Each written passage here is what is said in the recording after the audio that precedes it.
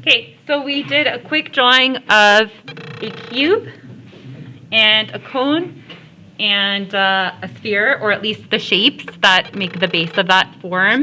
We're going to make it look more three-dimensional by adding the shading to it. And this time we're going to use cross-hatching. Okay, so this one here, where you're kind of hatching in one direction and quickly going over in the opposite direction, you get your deeper shadows a lot quicker just because you're working with both directions and adding those extra layers. Okay, so again, just like the other ones, we've got our highlighted area that goes into our mid-tone area, that goes into our core shadow area. Highlight, mid-tone, core, highlight, mid-tone, core. Okay, so let's start with the cone with this one. Okay, we'll just switch it up. So we know that I'm going to just erase the lines that I don't need on my cone here.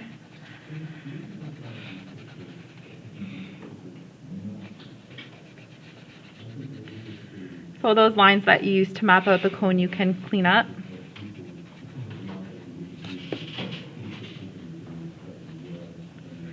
Again, a reminder, the bottom of your cone should look nice and rounded, almost a semicircular as opposed to flat, like on a triangle, okay? So now we know that the light source is coming from this direction, so this is going to be in highlight. So starting around the middle of the cone and towards the back, we're going to start adding mid-tone, okay? We don't want to go straight dark. We want to go for, right, if we look at our value scale again, we want to stick with somewhere between these two, okay? And then we can darken as we go. So leaving a little bit of reflected light here, okay? I'm gonna start cross-hatching and do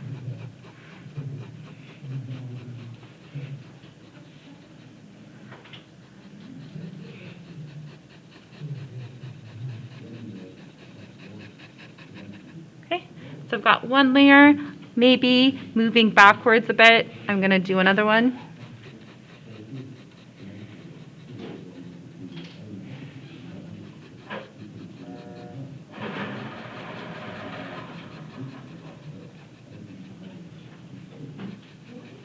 Okay, and now I'm going to do my cast shadow on the floor using this value, so one or two layers.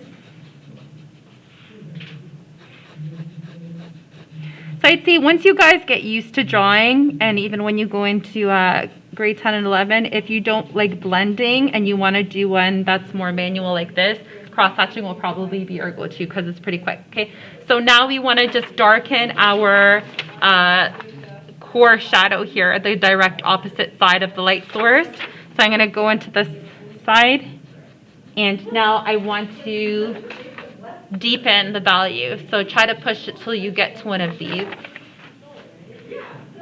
So we're going to continue cross hatching, so shading and hatching in one direction and then going over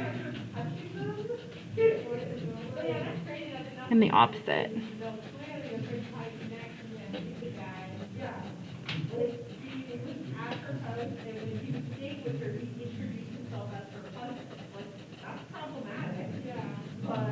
And then the bottom of the cast shadow.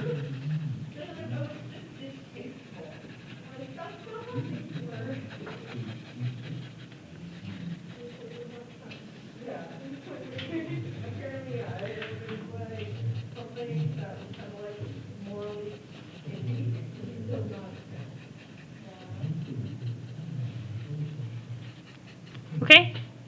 So the nice thing about cross-hatching too is it can be a little bit rougher and messier than hatching, right? You can choose whether you want your hatch lines to be really tight or loosey-goosey, okay? But the idea is you still have your highlight, okay? You still have this area in the middle, that's mid-tone. And then you have your dark core shadow. You have your little bit of reflected light,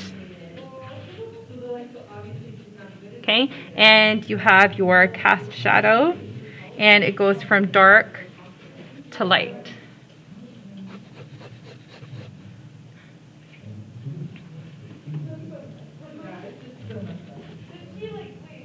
Okay, so for homework, I'm going to get you guys to finish this top cube with cross hatching, and the sphere with cross hatching. Okay, so again, you have the reference handout to take home with you as well. Again, keep in mind you need a mid-tone, a core shadow, and a highlight.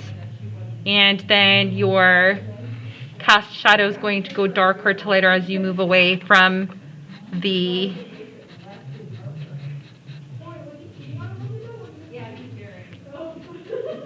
object, okay? And the photocopy, keep in mind the photocopy, it came out a lot lighter than I wanted it to. Don't be afraid to really show me those different values, okay?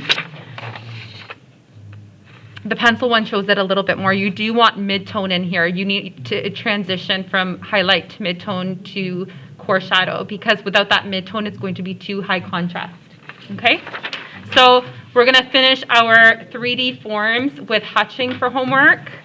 And with cross hatching, with hatching going in one direction, making sure that when you're doing one directional hatching, you want your lines to really accentuate the curve of the face of that form, okay? And again, if you want, you can go ahead and fix up your blending if you feel like you could make it a little bit better. I'm gonna post this video online so that you guys can revisit the steps.